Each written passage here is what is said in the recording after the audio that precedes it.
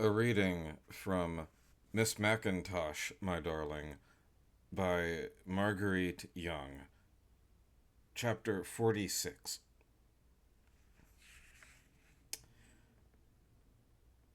Not only had Cousin Hannah been that great liberator of woman, and not only had she been that troubadour with her flaming message she had carried to the four corners of the earth, knocking on all gates, all hearts, even dead hearts, as if they were paving stones, message that love should not be bound to mortal love, that love should flee with an immortal love.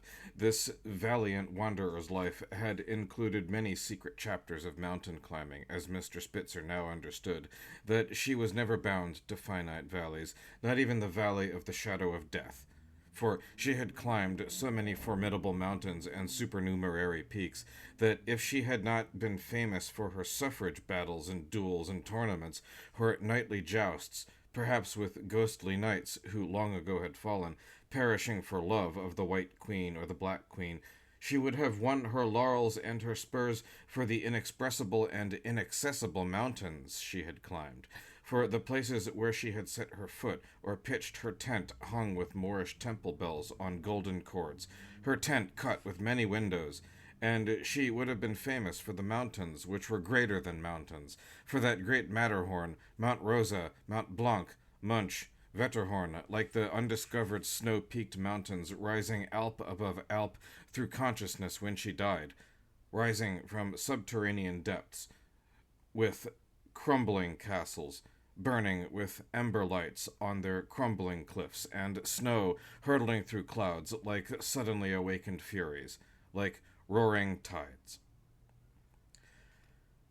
He had ascertained that throughout all the boreal regions of this world, as throughout the Alps, throughout all the ranges of frozen mountain peaks and wastelands, where there are flowers as secretive as snow on snow, the same flowers may be found, white on white, much like the flowers of consciousness in a dead or dying world, or like the asphodel in fields of paradise, like the flowers hidden to man. Perhaps there was an astral flower growing at the North Pole or the South Pole or in a freezing cloud. An iceberg had seemed to move into the room when Cousin Hannah died, and the mirrors were rheumed with frost like her dead eyes, and candle flames were frozen into minor stars. It was colder than the Arctic Alps in a high gale when this soul breathed its last, with only a sound like rasping cords. Mr. Spitzer had no doubt, though he was not there at the last moment, for he came before, or he came afterward. Never yet had he been present at a climax. He had found in Cousin Hannah's house, long after her death, an alpenhorn which was twice the height which she had been, and hung with a great silver bell to play the Ranz des Vaches and other melodies, perhaps call to a lost love, a dead love. So might no straggling sheep be lost where she was going now into the alpenglow, the re-illumination of refracted sunlight burning like diamond lights upon those great snow-crowned peaks and roofs of snow which had already passed into the darkness, ethereal and vast. Mr. Spitzer, acting as her executor, had appropriated this alpenhorn, since it was not an object which she had mentioned in her will, dated many years before her death, and since there was no other claimant, no heiress or heir, or if there was one who might some day appear, Mr. Spitzer must wait for that person's appearance, and since he could not endure that it should go on auction to a stranger, especially as then Mr. Spitzer would have to buy it back for the estate, perhaps at a higher price, and perhaps, as he had told himself, if she had known that he had lived, he, with his pigeon whispers, and whirrings, and blurred voices like sounds of tiny bells, she would have wanted it to be the property of the old musician, who collected musical instruments even as an old boat collects barnacles, be it even the smuggler Charon's boat, with a seashell nailed to its mast. But what could an alpenhorn evoke here? In level coastlands, scarcely above the tide. What mountains rising to the moon? Mr. Spitzer asked. Or could the tide draw all things, even the meadows moving like the waves? It was enough, if in such a land a man could keep his head above the water. Certainly, many ladies walked with their heads beneath the waves, moving as if through tidal waves which would never reach shore, for they were like statues upholding the rain-falling roofs. A few notes from the Alpenhorn blowing through clouds did not necessarily usher in the Alps, just as the lute did not necessarily usher in paradise, for all those lutes played by the angels of heaven were manufactured by the old lute makers of earth, painted like their lutes, and they were like the old horse players. They were in their graves. He knew a great many of the old lute makers, just as he knew many lutes which he collected, along with old viols and harps, none which had been strung in paradise, and might some day collect old harpers plucking their own harp strings, following him through the rolling fogs. Music arose from this chaos, it seemed to him in his old age. Whatever might be the end of music, that things divine were things secular, and so he valued, like aspects of a dying world, every coruscating pebble or spark shining through the iris-eyed fog, where seagulls slept in the rotted hulls of old boats, half logged by sand at the water's creeping edge, those which had disappeared in storms 100 years ago but had returned, or sudden wings started up as he took his evening walks along this shore. And often, seeing the enormous shadow of his black cape on the soughing fog starred by stars, he would think how strange it is that ghosts have seldom or never appeared naked in men's dreams, that they were clothed by the clothing of a dream, be they seashells or ladies or horses with flowing manes, stars, waters, clouds, pebbles, sparks, that there was nothing but this clothing, that there was nothing but this great mask of love and life, even of death. No sadder elegy than this. The great courtier has snipped his last thread. Mr. Spitzer would rather have written his own elegy. Surely no one knew the limitations of music or of this life better than he, this old musician, hearing, even in his disturbed sleep when he should have been wrapped in the silence of the profound, the raspings of seashells, the neighings, coughings of horses, moving through clouds, for what could be more impotent than that music which should not awaken the dead, though the musician should wander forever through fogs and waters and rolling clouds, though he should compose, if not his elegy which was impossible so long as he lived, impossible to end, then his aubade for the evening star, morning star fading in the light, music which was made for the attritions of waves on stone and on his heart, dead heart, which was the paving stone for the dreamer. And the dream? What awakened him? For the dead awakened only to the dead, and the dying to the dying. To awaken would be perhaps to lose the greater part of life. So Mr. Spitzer believed that he had never yet awakened fully, never except from sleep to sleep, dream to dream, and yet his dying music had some power, as if to suggest the dreamer when he had passed beyond the purlieus of mortality.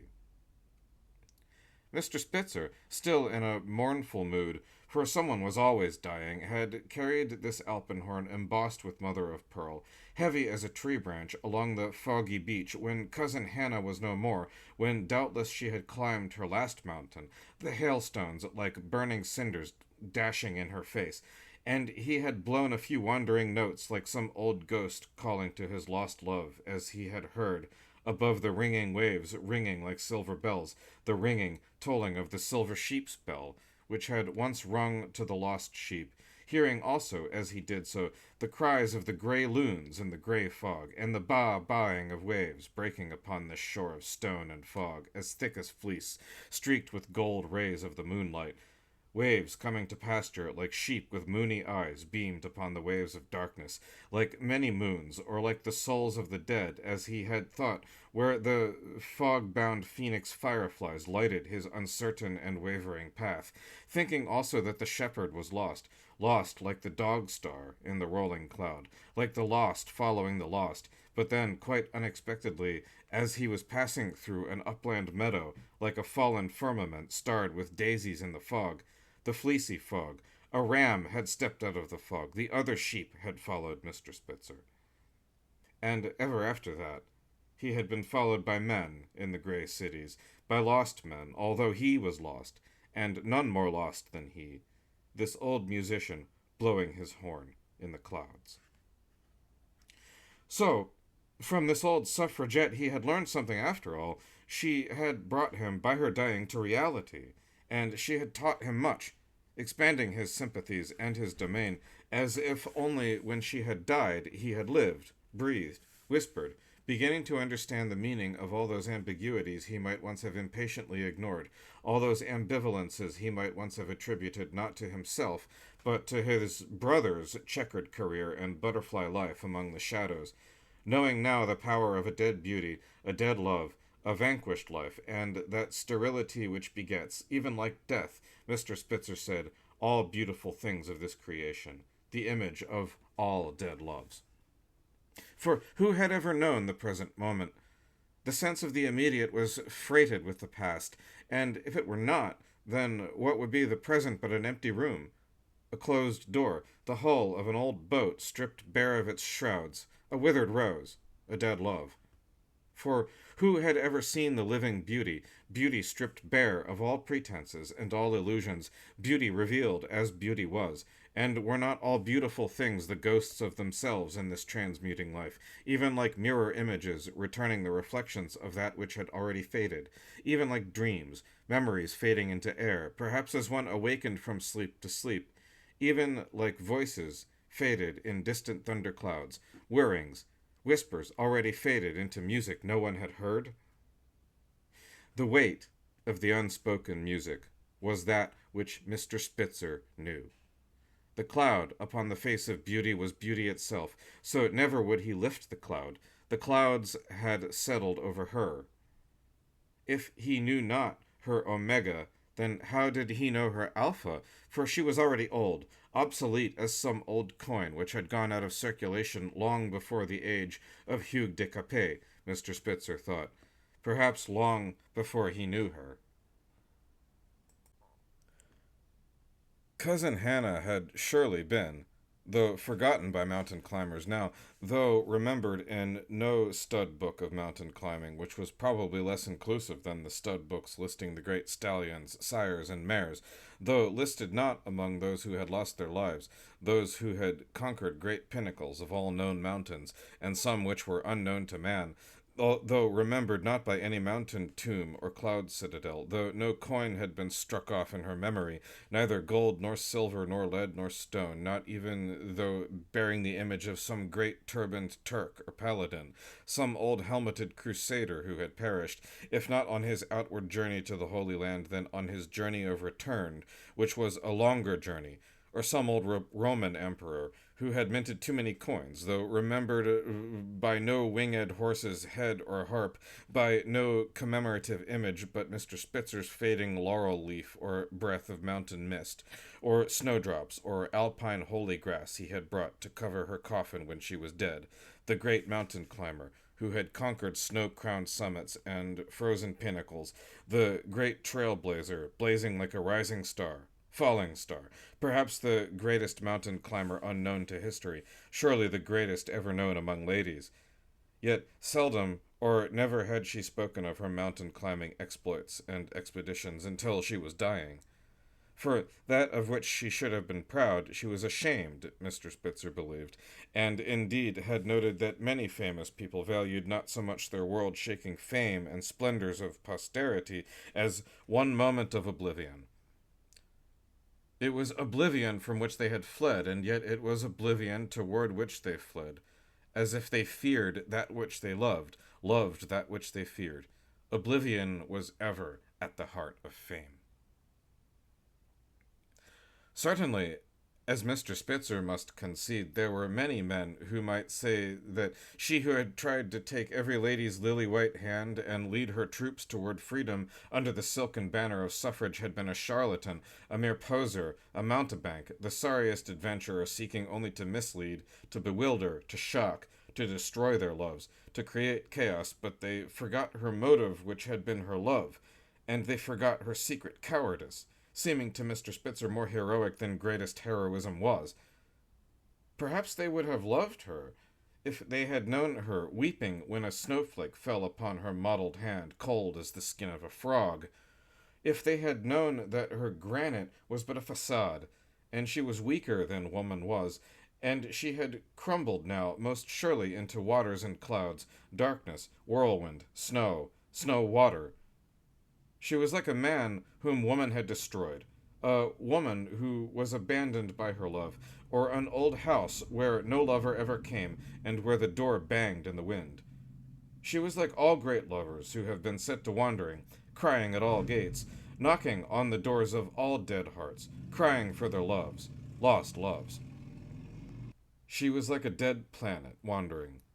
Perhaps she had returned to mountains, or wandered ever with the dead moon, that moon which, though dead, was the ensign of deathless love throughout history, and in all countries under the stars, and in countries where the stars had faded, countries where there were no stars, or where the stars had fallen, Mr. Spitzer thought, most especially in frosty nights when the clouds creaked and moved in the windy heavens like the great stones rolling away from graves, or in nights when he heard the winds creaking, croaking like the croakings of frogs, which gave voice to that which was never spoken by woman or man.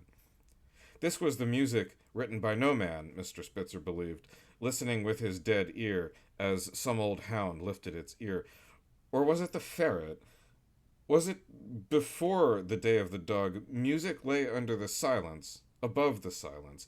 This life was but the thinnest surface. He heard the thinnest whisper, a papery star falling, or sand grained, which whispered, I am thine only love. I am thine only love, my dear of dears. Because of me there grew this great pearl, enclosing shadows, and many windings, and warped depths, and opalescent flames. She had been so light that she had had scarcely any way to lift herself from earth, or to find her way through heavy winds and clouds. So delicate, then, when she was dying, that she should have increased her body by ballast, that she should have eaten hourglasses and goblets and doorknobs and apples of Hesperides like the opium lady dreaming among the shadows, or should have eaten sand grains and pebbles and barnacles like the light-winged cranes do, who do so in order to navigate a true course, flying in a long-tailed Y shape through windy heavens, flying like a Chinaman's queue, and who will close around a tired bird or a bird blown off his course, upholding him with the air current caused by the undulating flight of their oar wings, and who will go back for a lost leader drifting through clouds. She had been the boldest mountain climber ever known among members of the weaker sex, there was little doubt, scaling Alps exceeding Alps, perhaps the mountains of illusion, the snow falling on her jagged forehead, even when she burned, so that winter had come like a courtier in her wake, and the snow had covered her dead heart, bleeding heart under the pale sun streaking the clouds, and the air had darkened, and the clouds had frozen as Mr. Spitzer watched, and the snows had melted not. One bold in her sense of adventure, which had not understood the courage of timid things, not even Mr. Spitzer's heart, or so he had always supposed. She had said, when she was dying, when the last ember burned low for the last time, a long leash to love, harnessing not the dead moon in the cloud, such freedom as had never been given to her, bound to suffrage as to life, letting her love go. Her love had gone on strange adventures and missions, and yet had she not been the greatest coward, ignoble and not noble, Mr. Spitzer asked, so great a coward that all heroes were eclipsed by this persistent love? This love went on when there was neither subject nor object. If she had been all that she had seemed to be, if her motives had been transparent and crystal clear, there would have been little point in Mr. Spitzer's musical post-mortem and inquiries as to the meaning of the secret heart which was not his heart. But there were great secrets and intrigues and fateful amours, perhaps misleading him when she was dead, when she whispered no more her lute music in scraping winter winds and freezing clouds, when he must inquire in many streets, ask of many strangers in the fog-bound darkness, scarcely lighted by a star, perhaps in those nights when he was stalled in the fog, or when he, pushing ahead of him with his cane, unsteady as if there were waves in his path, moved uncertainly for fear of colliding with some old tramp, like a derelict schooner with tattered sails reeling through the wind-tattered fog, appearing perhaps many years after its disappearance. Have you seen my lady, or my lord? Did you ever know her, one who lived in memory of a dead love? Do you remember her, whom all have forgotten except myself, and I am no more? This is not a man, you see. This is but the shadow of a man. Did you ever see her? People must have thought that Mr. Spitzer was quite mad, asking these questions in the rolling darkness, like an obsessed census taker who might count the same persons over and over again, yet find that there was always one missing, like a supernumerary star, or spark, or glowworm. There was always one missing, no matter how often he counted, and no matter if the total increased so that he had gained many, for yet he had lost one who was incalculable. And yet he had found, though oblivion was hers, for she was covered by the eternal snow, that snow melting not, but increasing, like that oblivion decreasing not with time's elusive passage, for time passes not, and only man passes. One who had said that he remembered this great suffrage captain, one who knew her when she was the leader of the moon-breasted flock flying through windy heavens, one who had said that she was beautiful, an old steeple-headed steeplejack or steeplejill, who, tall as a church steeple, had lurched out of the billowing fog one night when Mr. Spitzer, the wind blowing through his cape, his black cape dragging him from starboard to larboard so that he staggered, reeled, lurched, or went miles off his course, which he had left uncharted so that he might gain new orientations through disorientation unmeasurable, and might make no error as to latitude, longitude, unable to gain a mile unless he lost a mile, or returned perhaps upon himself, or was blown into whirling vortices, like whirlpools of alien memory never ceasing, rippling for years after he was gone, his mast broken, was ploughing his uneven way, where strange lights, like crackling stars, broke under his feet, and who had answered Mr. Spitzer's questions, as the wind whistled through Mr. Spitzer's shrouds, almost drowning his voice. By these replies, I fell the night she fell. I was fallen the night she was fallen. When was the night? I fell when stars fell from the clouds, and there were falling paving stones, falling snows, great avalanches over the roofs, and there were amputated stars, whistlings, winds, gales, and white-winged schooners driven from pole to pole, and there were ladies scudding under white umbrellas. I am amputated, O my lord. Ah, I am dead, dear sire, dead as the heart buried under the earth, dead as all dead things, dead as the balloonist shrouded in the garden, dead as the eunuch among the purple shadows, dead as the great harbor master. Mr. Spitzer heard this old steeplejack saying, almost like the muffled echo of his thoughts as his cape belled around him, casting its shadow upon the glassy sands. There is a negress in the belfry. She is ringing. Oh, she is ringing. I am no more, my lady or my word. I exist, and yet I exist not, for my existence is my death, just like yours. I live because I am dead. I am dead as the census-taker, dead as the watchman, the bricklayer, the surveyor with his plummet line. I am dead because I live, breathe, whisper. I love because I love not. I love not because I love. I am filled with self-contradictions like heart murmurs. I love because I have died, for all who have died have loved, and all who have loved have died. All who have loved have drowned, for they were not upheld by love, or by stone angels arising from the foundationless clouds. Love sank with them. Some were drowned in the graveyard, some were drowned in the city, some were drowned in their beds. Some were killed by a raindrop, some by a sand grain. Some were killed by a snowflake, some were killed by an avalanche. Some went down with the herring fleet, the herring, like silver leaves. Some were killed by a pigeon's wing. I whisper because I am silent. I am silent because I cry. I cry because I depart. I depart because I stay. I am filled with murmurs, whirrings, bells, voices. Look closer, sir. It is the clock face. The clock which tells no time. no hour in a timeless world of dreams, memories, altering chances. Time is the cloud which crosses this face. My machinery is clogged by leaves, wings. My minute hand pursues not my hour hand. My tall jockey pursues not my short jockey. My numerals are faded. Eternity was but a moment. The great steeplechase is over. What mad bell ringer rings these bells like earth and heaven ringing? Pigeons ring these bells. There are only these flocks of pigeons flying across the face of the moon, dead moon, for it is the city of the dead where you now walk. Are you awake or asleep? What hour in the night and in the city? And truly, Mr. Spitzer had heard pigeon murmurs and cryings of cranes in the opalescent fog by the sea, which was the color of a dead pigeon's breast, and he had heard cricket whistles of distant traffic and ivory horns in the fog where were suddenly lighted windows.